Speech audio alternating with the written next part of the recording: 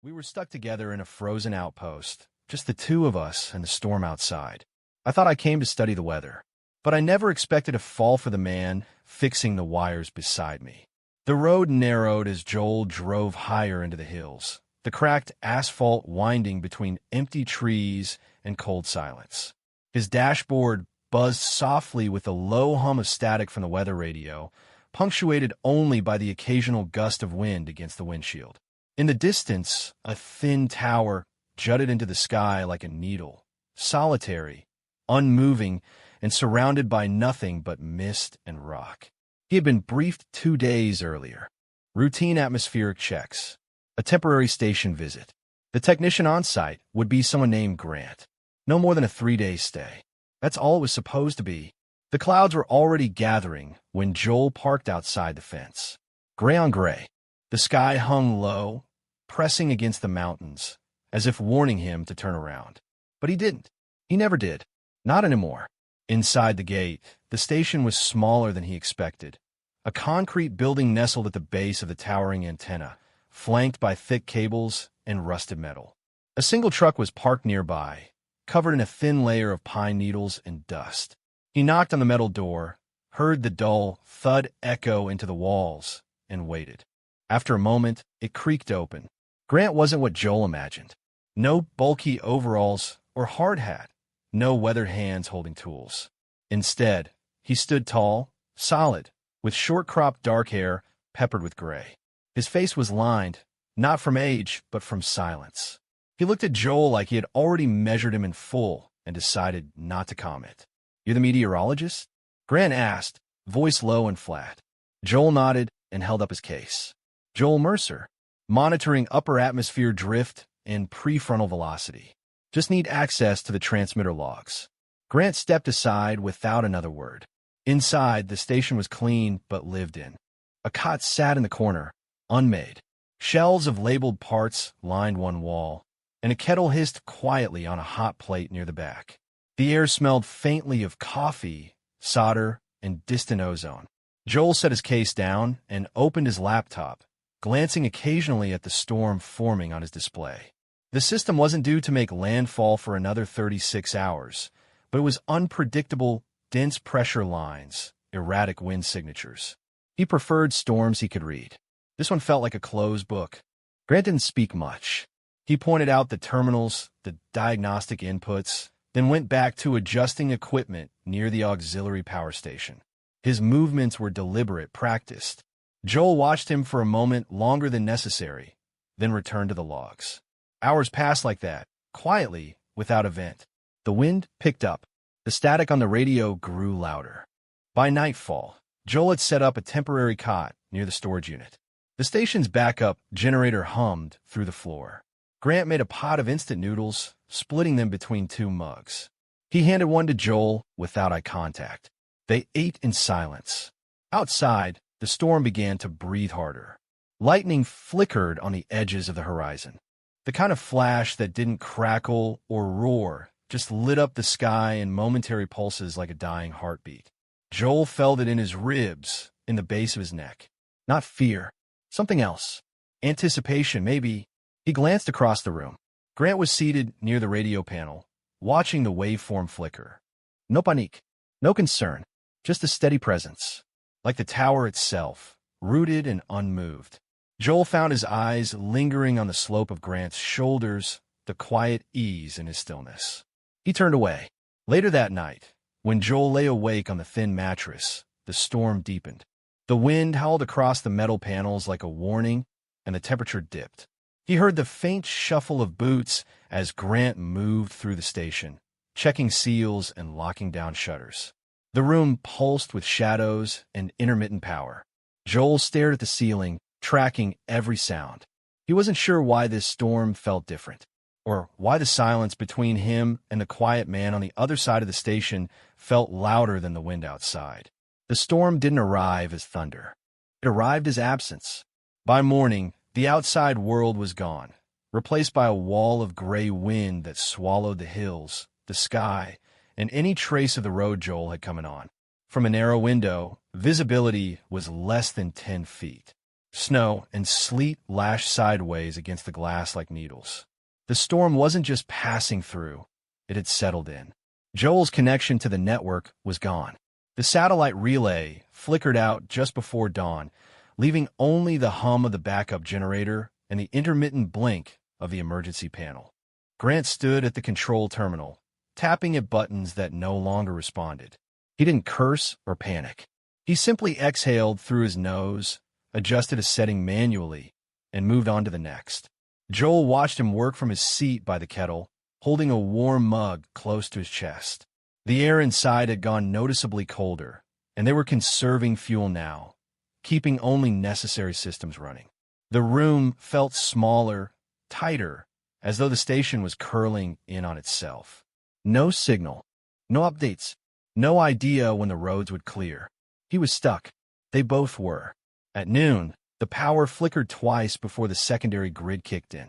Grant muttered something under his breath, too quiet for Joel to hear, and headed into the back corridor with a flashlight.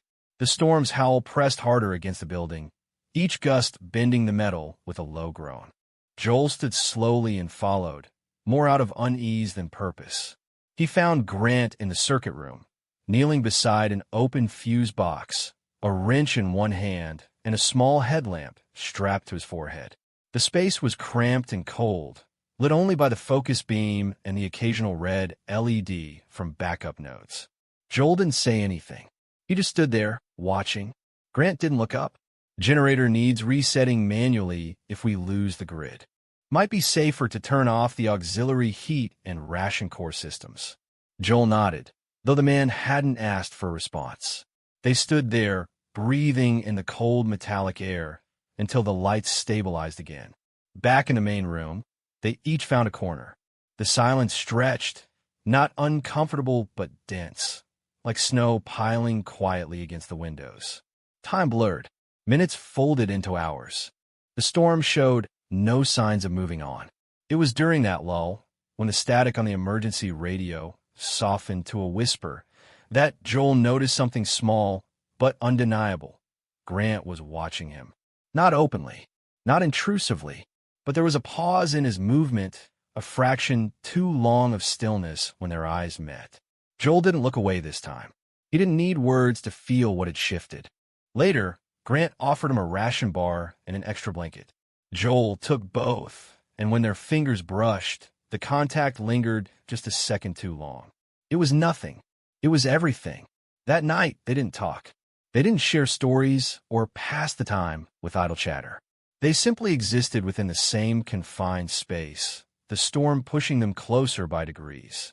Joel set his cot nearer to the control panel, where the hum was louder, but the room felt less alone. Grant stayed up, reading a maintenance manual he didn't need, his posture relaxed but alert. Occasionally, Joel would glance up from his notes and catch the shape of him under the yellowed ceiling light, still composed warm. The heater sputtered once and clicked off. Grant stood, adjusted the dial, and let out a sigh. "Going to need to move the reserve blankets in here," he said, more to himself than to Joel. Joel nodded. "It's fine."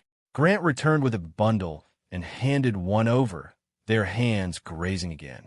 There was no spark, no cinematic swell of realization, just a quiet beat between two people who had already run out of reasons to keep pretending they didn't notice each other.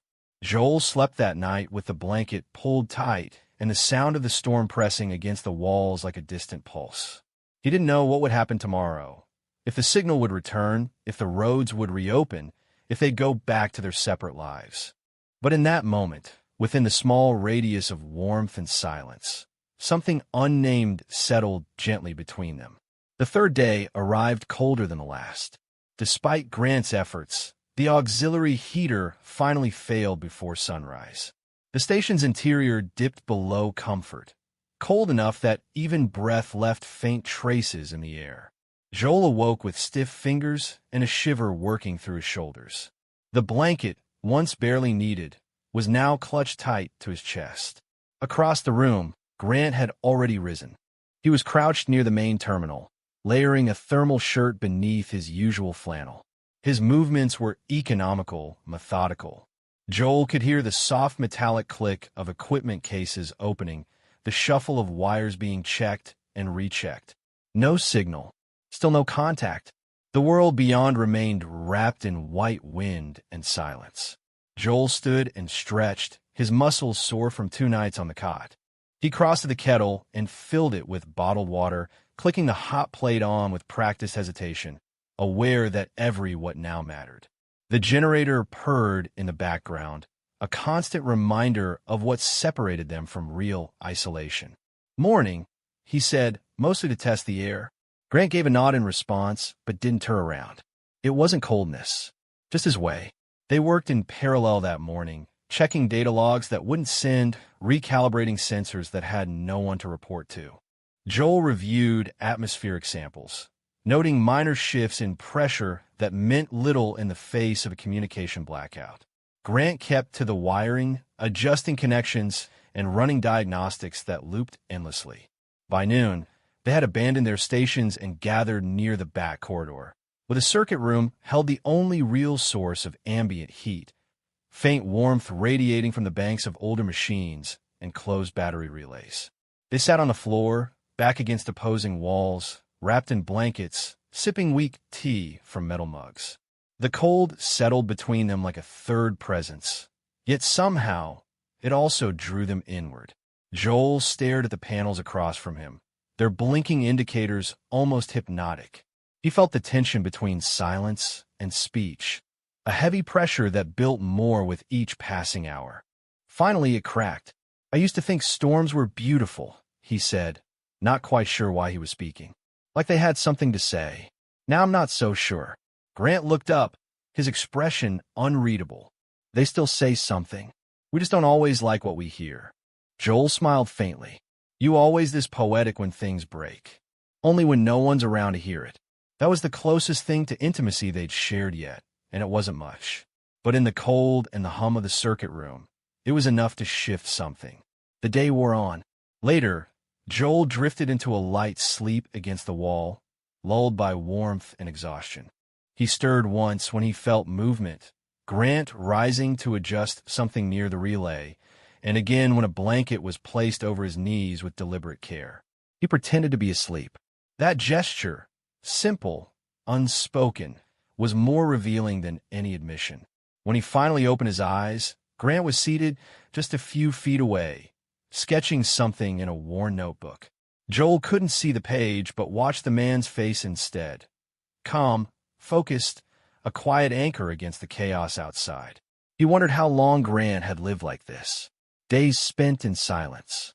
Nights in the hum of machines. Rare company. No questions. And then he wondered why he felt such a pull towards someone so difficult to read. That night, they moved their bedding closer to the relay bank for warmth. Not beside each other, but near enough that the room no longer felt divided. They shared food again. A bar, half a tin of soup. Nothing special, but the way Grant passed it to him, unspoken, steady, felt personal. Joel lay down with his back to the machines and watched the slow rhythm of Grant breathing across from him. The man's face was softened by the dim emergency light, shadows playing along his jaw. There was something vulnerable about the way he slept, even if only slightly, as if some guard had lowered for a few hours. Joel didn't sleep for a long time. Instead, he stared at the metal ceiling, listening to the distant howl of wind and the closer, quieter sound of two people simply existing beside one another. He wasn't sure what would happen once the world came back, once the signal returned and roads reopened and normal resumed. But in that moment, pressed between silence, cold, and subtle warmth, he didn't care. There were things happening in the spaces between words, things that couldn't be undone. The fourth morning broke without sunlight. Outside, the storm had dulled, but not left. The wind had become more of a whisper than a roar, but the horizon remained a blur of pale mist and shadowed snow. There was no end in sight, only the faint possibility that it might lift someday soon. Inside, the generator groaned. Joel noticed it first, a subtle shift in rhythm, a lag in the hum that pulsed through the floor like a warning. He walked to the main panel and ran diagnostics, lips pressed in a tight line. Voltage spikes, low fuel indicators. They had maybe 2 days left, 3 if they cut everything that wasn't essential.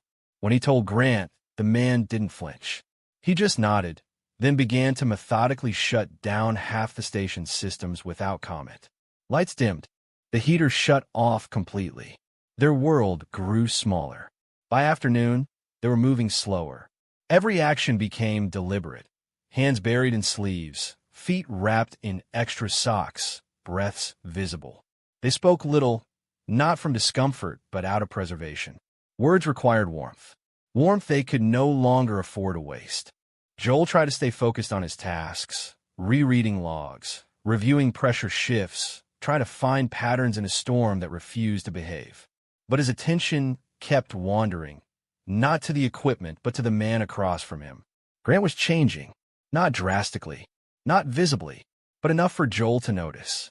His silence no longer felt like a wall. It had softened, cracked slightly at the edges. Occasionally, Joel would catch him watching from the corner of his eye, and this time, he wouldn't look away. They were past the point of pretending not to notice each other. That evening, the two of them huddled near the circuit room again, wrapped in layered blankets, fingers stiff around lukewarm tea.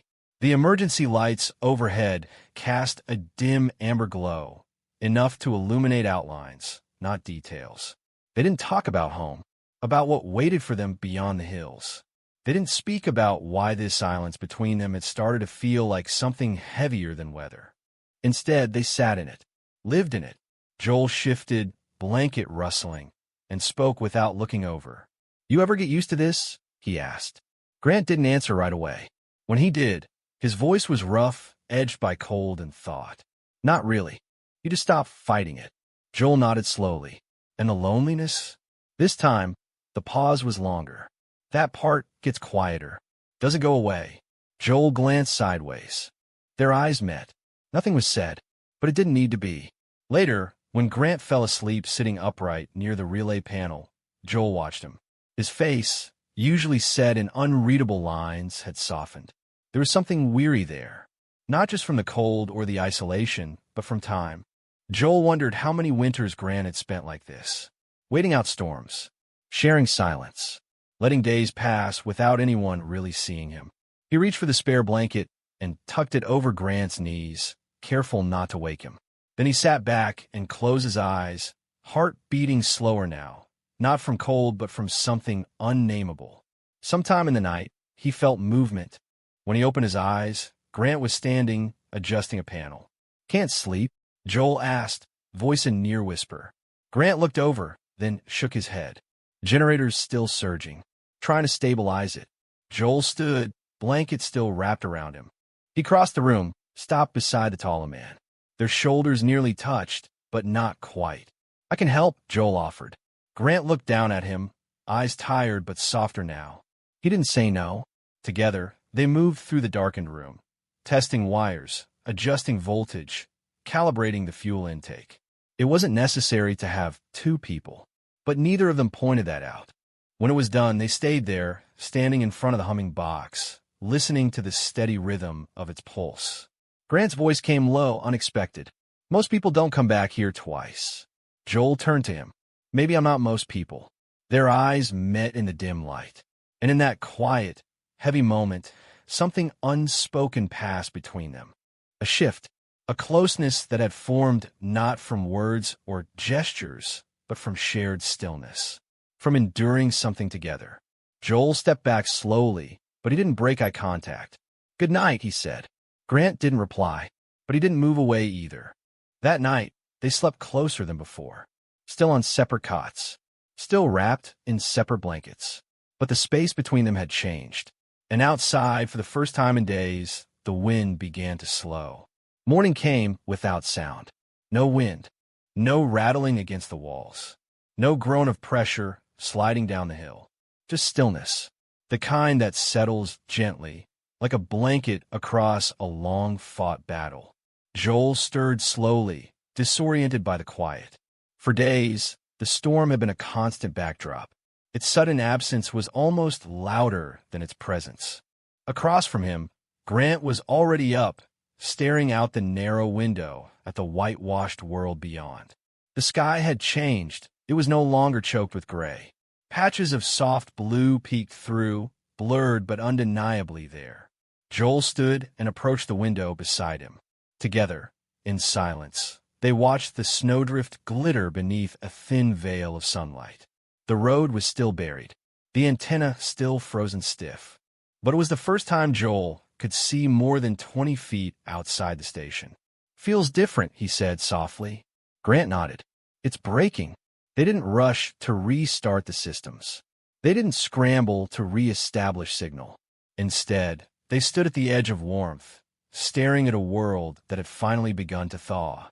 In the kitchen area, Joel poured the last of their clean water into the kettle and lit the hot plate. Their rations were low, but it didn't matter. Help would come. The silence had passed. While the water boiled, he felt the shift more acutely than ever. He wasn't the same person who had walked into this station. Neither was Grant. Something had unraveled inside both of them, quietly, steadily, across long hours and sleepless nights. Later, Joel checked the terminal and saw the red light blinking faintly, an incoming signal. Weak but real. The relay had caught a satellite feed. Status reports. Weather clearance. A note that ground crews might be dispatched by the following evening. He told Grant, who simply nodded again, then turned away. Joel let the information settle between them like dust. They moved through the day slowly, packing in used gear, logging final measurements. It wasn't until dusk that they found themselves near the circuit room again, the same place they'd gravitated to each day, drawn to the residual warmth and the memory of closeness. Grant sat first. Joel joined him, but this time closer. A quiet passed between them, but it wasn't the silence of avoidance. It was a pause filled with weight, like they both understood that this was the edge of something. "I thought I liked being alone," Joel said finally. "Turns out I just didn't know how not to be." Grant didn't look over. He just stared at the relay, lips pressed together. "I got good at quiet," he said. "Didn't mean I liked it." Joel glanced down at his hands. "So what now?" That question sat between them, raw and unresolved. Grant finally turned his head, met his eyes. "You're not staying, are you?" Joel didn't answer. Not immediately. Then he shook his head. No, Grant nodded once. Not disappointed. Not surprised. Joel stood and stepped away, but then paused. "There's a train station halfway down the ridge," he said. "I'll be there 3 days after the roads open." Grant's gaze didn't waver. "I know it. I'll wait on the bench at track 12, Joel added. For a long moment, Grant said nothing. Then, with the faintest trace of a smile, "You better bring better tea." Joel laughed softly. "Deal." That night, they didn't speak again. But when they lay down to sleep, their cots were side by side. Not touching, not tangled, but aligned. And outside, stars began to appear for the first time since the storm began.